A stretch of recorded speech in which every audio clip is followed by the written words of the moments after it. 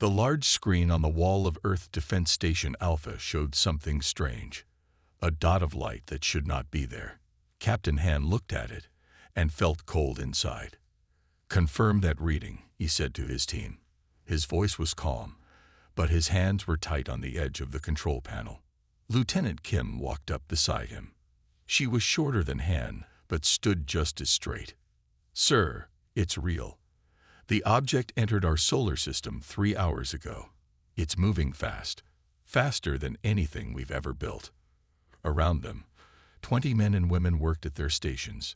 The room was quiet except for the soft beep of machines and low voices. Through the big windows, Earth looked peaceful and blue. "Not a meteor?" asked Han, though he already knew the answer. "No, sir. It's changing direction. It's slowing down." Kim's dark eyes met his. "Sir, it's a ship." The year was 2187. Humans had colonies on Mars and mining stations on Jupiter's moons. They had sent probes to nearby stars, but they had never met anyone else out there. Until now. Han pushed a red button on his panel. "This is Captain Hanjun of Earth Defense Station Alpha. I am declaring Alert Level 1. This is not a drill." Within an hour, the world's leaders were meeting. Han watched on his screen as they argued and worried. Some wanted to send messages of peace. Others wanted to ready weapons. In the end, they decided to do both. 5 days later, the alien ship was in orbit around Earth. It was huge, 3 times the size of the biggest human ship. It was shaped like a smooth black seed with strange lights running along its side. "They're sending a signal," said Kim. She had not slept much in 5 days. Neither had Han. The alien message was simple. "We are the Verax. We come in peace. We wish to meet." The world's leaders chose a meeting place. The new Global Peace Center in Old New York. Captain Han and Lieutenant Kim were ordered to be there. They would be among the first humans to meet aliens. The day of the meeting was sunny. The Peace Center was a tall building of glass and white stone.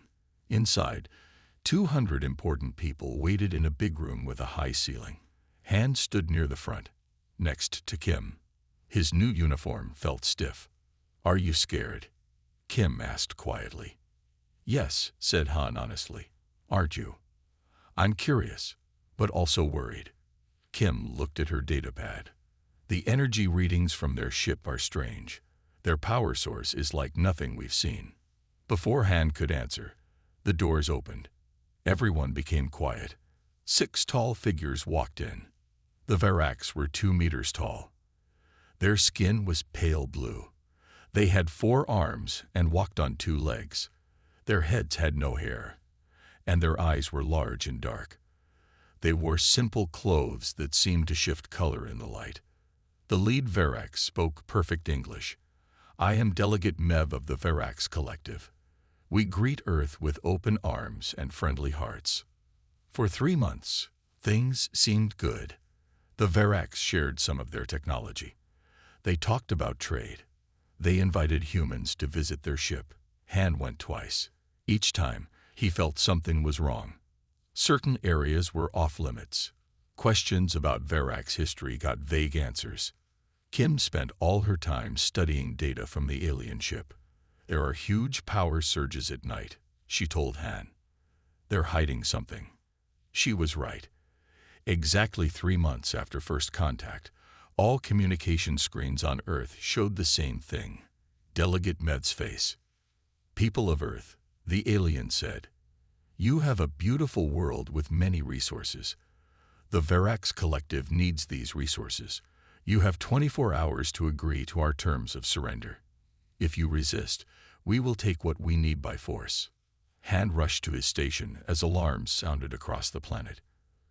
Earth had been betrayed. War was coming. The world's leaders said no to the Verax. They would not give up Earth. Captain Han watched from Defense Station Alpha as warships from every nation moved into space. Earth would fight. "They're opening something," said Lieutenant Kim. She pointed to the main screen. The big Verax ship had strange doors opening along its sides. "Weapons," asked Han. Kim shook her head.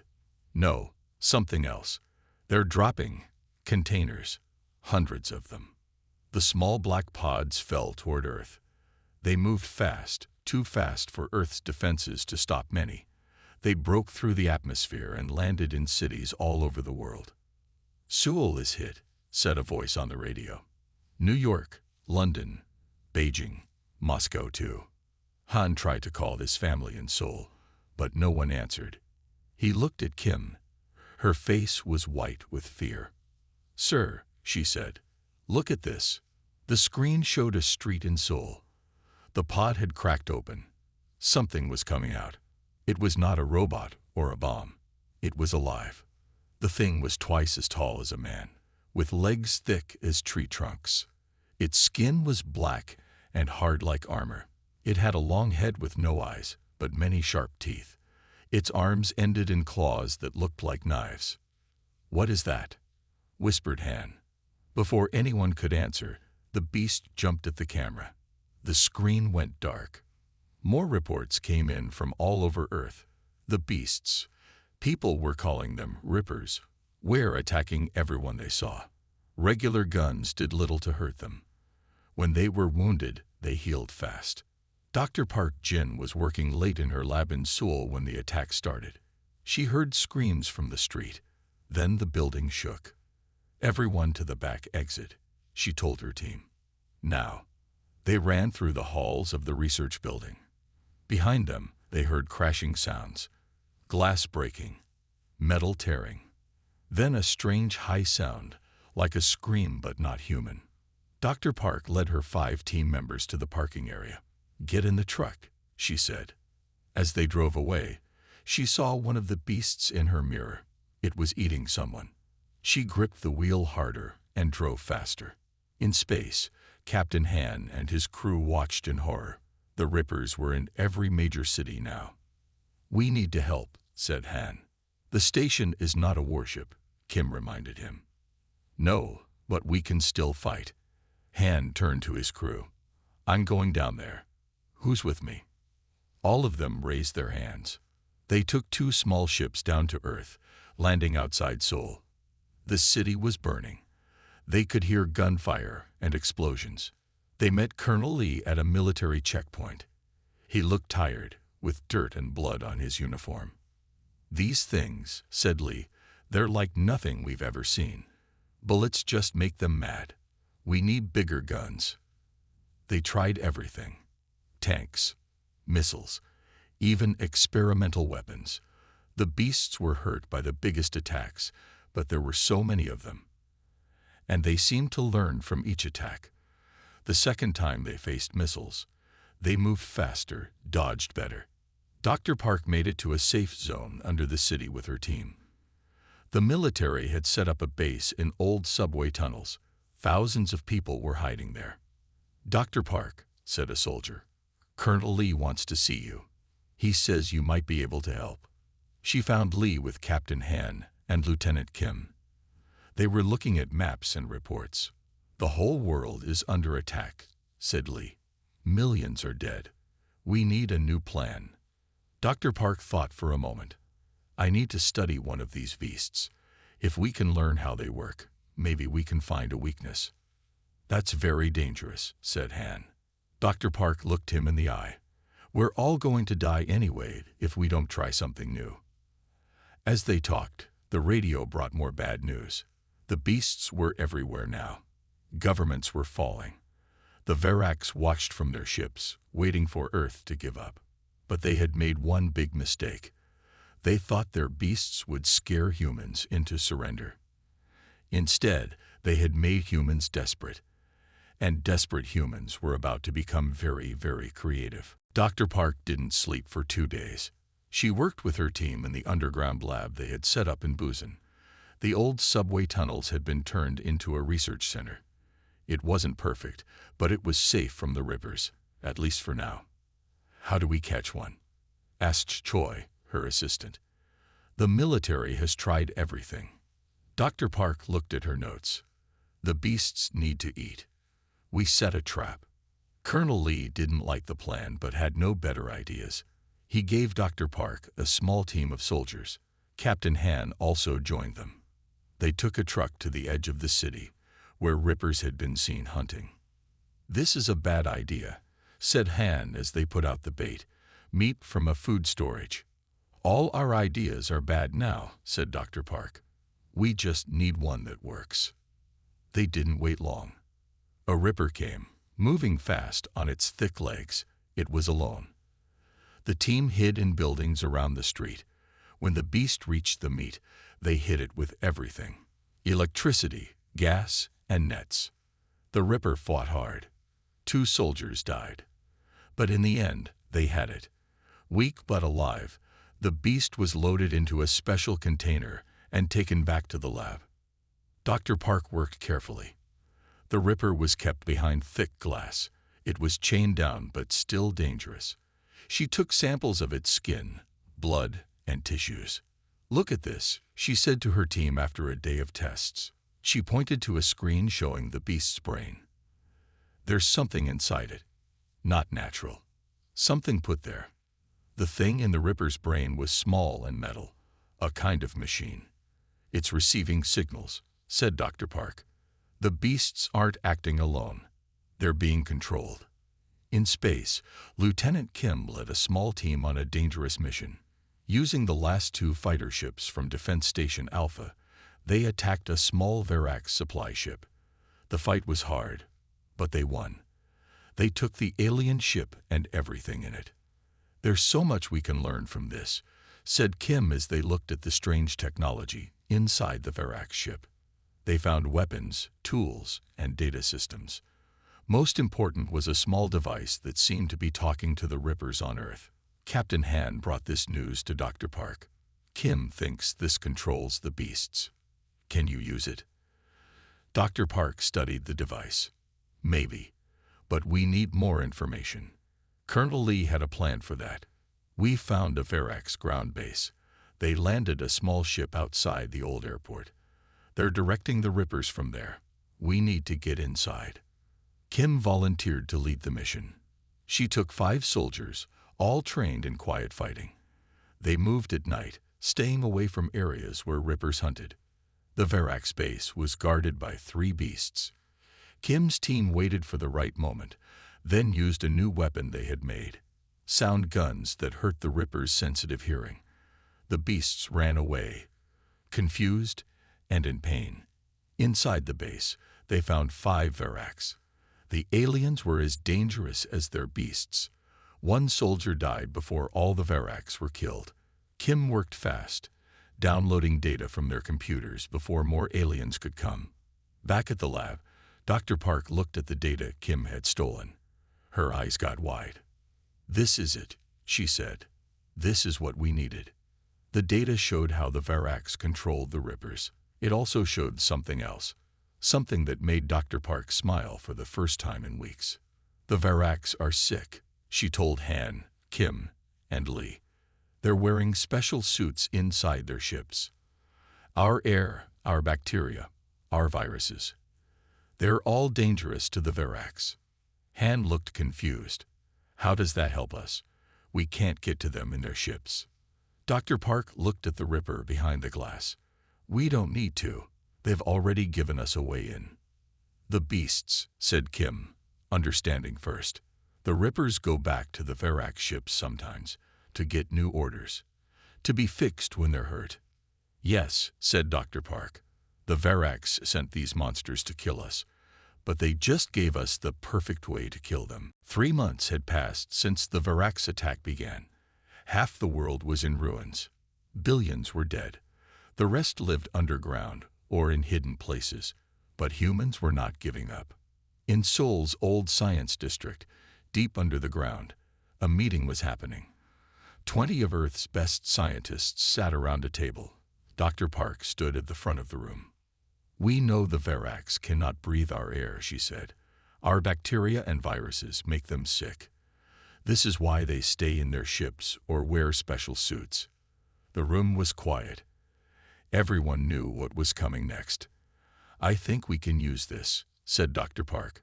"We can make a special virus, one that will kill the Verax but not harm humans. An older man stood up. Even if we can make such a thing, how do we get it to them? We can't reach their ships. Our weapons don't work against them. Dr. Park pointed to a screen showing the Ripper they had captured. We use these. The beasts go back to the Verax ships for orders. If we can put our virus in the beasts, they will carry it to the Verax. A woman with short gray hair spoke next. I am Yoon Ha, military science team. This could work, but we need to be careful. The virus must not harm the beasts until they reach the Verax. If the beasts die too soon, our plan fails. Colonel Lee, who had been quiet until now, looked around the room. Can this be done? Can you make such a virus? Dr. Park looked at the other scientists. Most nodded. Yes, she said. But we need time, and we need more information about Verax biology. Captain Han stepped forward. My team can help with that. We've been watching the Verax ships. Sometimes they send out small teams to collect samples from Earth. Plants, animals, soil. We can try to capture one of them. It's very dangerous, said Lieutenant Kim. But we have no choice. Lee stood up. Then it's decided. We will call this Project Grim Reaper. Dr. Park will lead the science team. Captain Han and Lieutenant Kim will gather the information we need. The rest of our forces will keep fighting to buy you time. For the next 2 weeks, Dr. Park's team worked without stopping. They used the small lab under Busan, away from the main fighting. Meanwhile, Han and Kim planned their mission to capture a Verax. They got their chance when a small Verax ship landed in what used to be a park. 4 aliens in protective suits came out. They were collecting plant samples. Han's team moved quickly. They used special nets and gas that made it hard to see. They killed 3 of the Verax, but captured 1 alive. The alien fought hard, but in the end, they put it in a special container and took it to Dr. Park. The scientist was very careful when studying the Verax. It was kept in a room with air it could breathe. Dr. Park talked to it through a window. Why are you attacking us?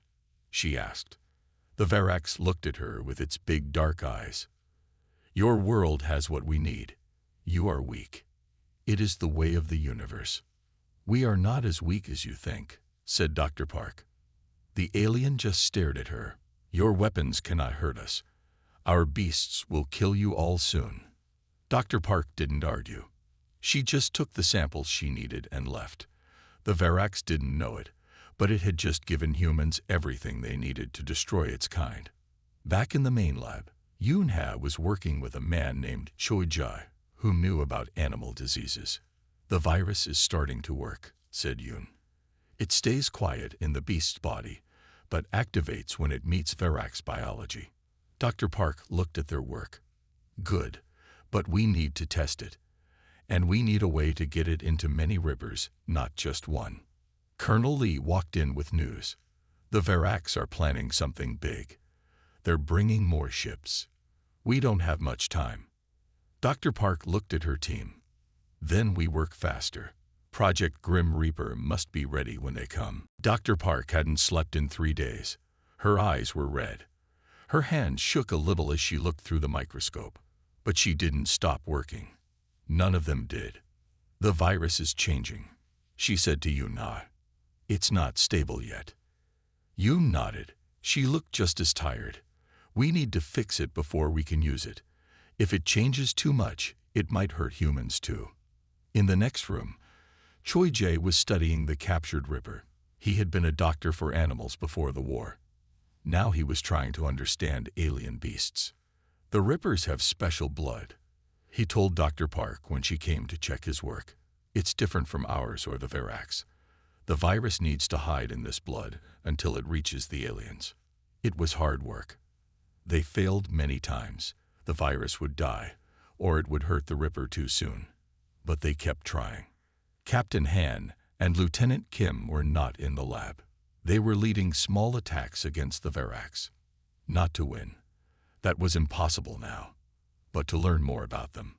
They're bringing more ships, Han told Kim as they watched from a hidden place near a Verax landing site. At least 10 more big ones. Kim looked through her binoculars. They think they've won. They're getting ready to take over our world. They're wrong, said Han. They just don't know it yet. Back at the lab, a week had passed. Dr. Park's team was making progress. The virus was working better now. They called it Silent Strike because it would hit the Verax without warning. Then came bad news. A group of Rippers found one of the small labs where Park's team was working. They attacked without warning. Lieutenant Kim was there with a small team of soldiers. They fought hard to protect the scientists. Get your work and run. Kim shouted as she fired at the beasts. We'll hold them back. Dr. Min, one of the younger scientists, grabbed all the samples he could. Others took computers and notes. They ran through a back tunnel as Kim and her soldiers kept firing. 3 soldiers died that day, but all the scientists escaped with their work. They moved to a new lab, deeper underground. Dr. Park was sad about the lost people, but the work had to go on. Earth was running out of time. We need a way to give the virus to many Rippers at once, she said to her team. We can't catch them all. Yoon-ha had an idea. What if we don't need to catch them? What if we can shoot the virus into them? She started working on a special gun. It would fire small darts filled with the virus. A person could hit a Ripper from far away then run. Meanwhile, Choi Jae had good news. The virus is working now, he said. It stays quiet in the Ripper's blood. It doesn't hurt the beast, but when it touches Verax's blood or skin, it wakes up and attacks. Dr. Park tested it again and again. She had to be sure. They only had one chance to get this right. Captain Han came to see their progress. Colonel Lee says we have 2 weeks at most, he told them. The new Verax ships will be here by then. If we don't do something before that, we lose Earth. Dr. Park looked at her team. They were all tired. Some were hurt, but all of them were ready to fight back. We're almost ready, she said. The virus works. We can make enough for hundreds of Rippers.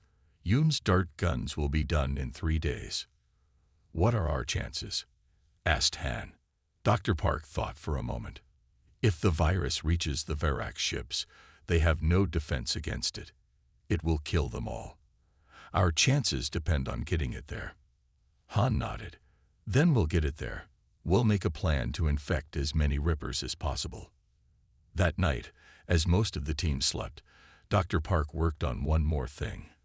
A vaccine to protect humans if the virus ever changed. She hoped they wouldn't need it. But hope wasn't enough anymore. They needed to be ready for anything. Silent Strike was almost ready for war. Colonel Lee stood in front of a large map of the world. Red marks showed where Verax ships and Rippers were. There were too many red marks. This is our plan, he said to the room full of soldiers and team leaders. We call it Operation Trojan Beast. Captain Han and Lieutenant Kim stood near him. Dr. Park sat with Yoon-ha and Choi Jae. Everyone looked tired but ready. We need to infect as many Rippers as possible, continued Lee. We will attack in 12 places around the world at the same time. We will make noise and get the beasts to come to us. Then we hit them with the virus. Yoon-ha held up one of her dart guns. It was small but well made. Each gun has 20 darts. Each dart has enough virus to infect one beast. You must hit the Ripper in a soft spot, the neck or stomach, not the hard shell parts.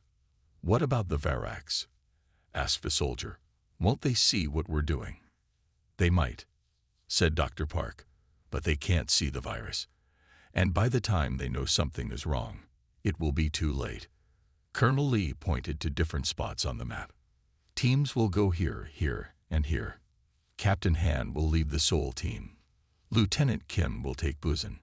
I will go to the old airport where the Verax have their main ground base. Hands were raised. Questions were asked. The plan was not perfect, but it was the only one they had. After the meeting, Han found Kim checking her weapons. Are you ready for this? He asked. She looked up at him. No, but I'm going anyway. She paused. What about you? Same, said Han. He sat next to her. I keep thinking about what will happen if we fail. Then don't fail, said Kim. She smiled a little, the first time in weeks. That night, Dr. Park gave everyone on the attack teams the vaccine she had made. Just in case, she said. The virus shouldn't hurt humans, but this is extra protection. Yoon-hae taught them how to use the dart guns. One shot, one beast, she said. Make it count. Choi-jae showed them where to aim. Here and here, he said, pointing to pictures of rippers. These are the soft spots where the darts will work best. The teams left at dawn. Each had 10 people, 2 dart guns, and normal weapons for protection. They took different paths to their targets. Han's team went to the center of Seoul. The city was in ruins now. Buildings were broken. Cars were turned over. The streets were empty of people.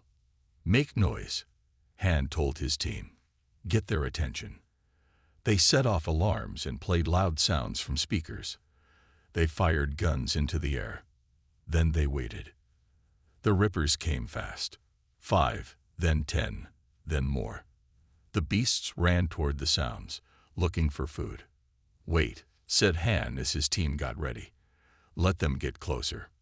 When the beasts were 50 meters away, he gave the order. Fire. Darts flew through the air. Some missed.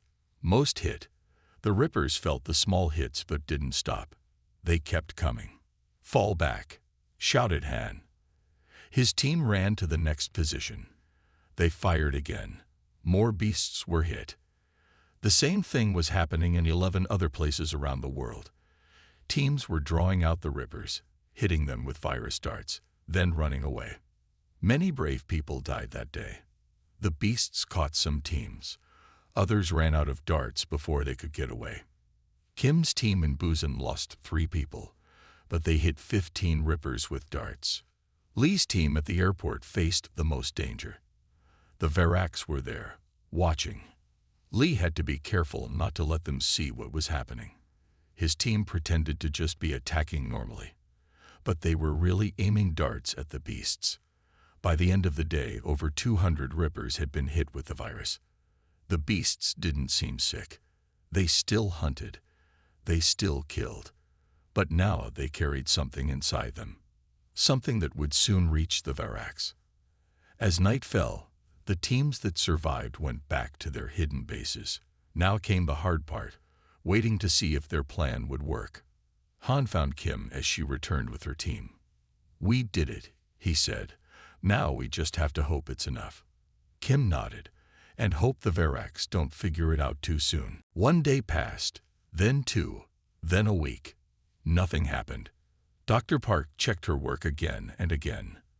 The virus should be working by now, she said to her team. The rippers should have carried it to the Varak ships. Yoon-hae looked worried. Maybe the Varaks found out. Maybe they stopped the rippers from coming back to the ships. Another week passed.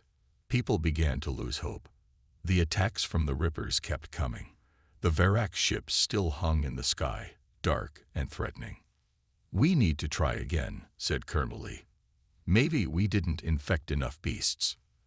They were planning a second mission when the first report came in. A soldier in Australia had seen something strange. A Varaks in a protective suit had fallen in the street. It hadn't gotten up. Then more reports came. A small Varak ship had crashed near the old Paris. No one had shot it down. It had just fallen.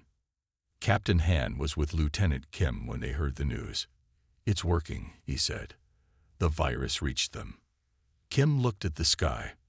But is it working fast enough? The new Varak ships will be here soon. 3 days later, Dr. Park got the proof she needed. A team had found a dead Varaks. They brought its body to her lab in a sealed container. Dr. Park studied it carefully. The virus is in its blood, she said. It died from silent strike. Our plan worked. More reports came in from around the world. Varaks were dying. Some rippers were acting strange, moving without purpose, standing still for hours. The control from the Varaks was breaking down. Now we fight back, said Colonel Lee. He called all team leaders to a meeting. The Varaks are weak. It's time to hit them hard. Human armies began to move out of hiding. They attacked the confused Rippers. The beasts were still dangerous, but without clear orders from the Verax, they were easier to fight. Captain Han led a team to watch a Verax ground base. They saw something amazing. Verax soldiers falling as they tried to walk to their ship. Some were coughing blood. Others couldn't stand up. The virus is killing them, Han told his team, just like Dr. Park said it would. Lieutenant Kim was leading a team in Busan when they saw more proof that the plan was working. A group of Rippers was fighting each other, biting and clawing with no purpose. Without the Verax to control them, the beasts were turning on each other. "Look," said Kim to her team. "They're confused. They don't know what to do without the Verax telling them." For the first time in months, people began to feel hope. The Verax were dying. The Rippers were losing direction. But the fight wasn't over. The Verax still had ships in space. They still had thousands of Rippers on Earth, and the new Verax ships were only days away. Dr. Park knew they had to act fast. "The virus is working," she told Colonel Lee. "But we need to make sure it reaches all the Verax, even the ones still in their ships." Lee looked at the maps. "We need to get inside their main command ship. We need to release the virus there." "That's a suicide mission," said Captain Han. "Their ships are heavily guarded." "I'll go," said Kim. "My team can get in." "No," said Han. "I'll lead this mission." Colonel Lee looked at both of them. "You'll both go. Take our best people. This is our one chance to end this war." That night, Han and Kim sat together in the quiet room where mission plans were made. Maps and reports were spread out on the table. "Are you scared?" asked Kim. "Yes," said Han. "But I'm also angry. They came to our world. They killed our people. They thought we would just die. But we found a way to fight back." Kim nodded. "Humans always find a way." Tomorrow, they would try to board the main Verax command ship. It would be the most dangerous mission yet. But for the first time, they had a real chance to win. The silent strike virus had turned the tide of war. Now it was time to deliver the final blow. The small human ship flew through the night sky. It was one of the Verax ships that Lieutenant Kim had captured weeks ago. Now Captain Han was flying it. Kim sat next to him. Behind them were 8 soldiers, all ready for the most important mission of the war. "We're getting close," said Han. "Everyone get ready." The main Verax command ship was huge. It hung over what used to be Seoul, black against the stars. Han flew toward it, sending the same signals that Verax ships used to talk to each other. "Do you think they'll let us in?" asked Kim. "They should," said Han. "Our ship looks like theirs. And Dr. Park says many of them are sick now. They may not be watching closely." He was right. The big doors on the side of the command ship opened. Han flew inside and landed in a large room with many other small ships. "Masks on," he ordered. Everyone put on special masks that Dr. Park had made. The masks would keep them safe from the virus they were carrying. They stepped out of their ship. The room was strangely quiet. No Verax came to meet them. "Something's wrong," said Han. "There should be guards here." They moved carefully through the ship. In the halls, they found their answer. Dead Verax lay on the floor. Some had tried to put on protective suits. Others had fallen while running. All were dead. "The virus is already here," said Kim. "It must have come with infected Rippers." They kept going, moving toward the center of the ship. They needed to reach the command room. They needed to make sure the virus had spread everywhere. Meanwhile, on Earth, Colonel Lee was leading a different kind of attack. With many Verax dead and the Rippers confused, human armies were fighting back. They moved out of their underground hiding places and attacked Verax bases all over the world. Lee led a team to the main Verax ground base near the old airport. They found most of the aliens already dead inside. The few that were still alive were too sick to fight. "Check every room," ordered Lee. "Make sure none of them escape." As they searched the base, they found something strange. In a big room at the center, there were tanks of green liquid. Inside each tank was a small ripper, still growing. They were making more of them, said a soldier. They were planning to release even more beasts. Lee looked at the tanks with cold eyes. Destroy them all, he said. Make sure nothing survives. Back on the command ship, Han's team had reached the main control room. Dead Verax sat at their stations. Screens showed the status of ships and rippers all over Earth. Look at this, said Kim, pointing to one screen. It showed a message in the Verax language. Dr. Park had taught them some words. It's a call for help, said Han after reading it. They were telling their home world about the virus. They were asking for a cure. Another screen showed something else. 10 large ships heading to Earth. The new Verax fleet was still coming. We need to stop them, said Han. If they know about the virus, they might have a way to fight it. Kim looked at the controls. Can we use their weapons? Can we shoot them down? Han studied the alien controls. I think so. But we need to hurry. While Kim and 2 soldiers tried to work the Verax weapons, Han found something important, the ship's communication system. With it, they could talk to all Verax ships. I have an idea, he said. He began recording a message. On Earth, Dr. Park was watching the sky. The virus had worked better than she had hoped. Now she waited to hear from Han and Kim. Had they reached the command ship? Were they still alive? Then she saw flashes of light in the sky. The Verax command ship was firing its weapons, not at Earth, but at something in space. What's happening? Asked Yunha, who stood next to her. Before Dr. Park could answer, all communication devices turned on by themselves. A message played on all screens and radios. It was Captain Han's voice, speaking in the Verax language, then in English. Attention all Verax forces. Earth is no longer your target. Earth is now your death. Any ship that comes here will face the same end. We have turned your weapons against you. We have turned your beasts against you. This world is not for you. Dr. Park smiled as she listened. The counterattack had worked. Humans had found a way to fight back. And now, they were winning. 6 months had passed since the day Captain Han sent his message from the Verax command ship.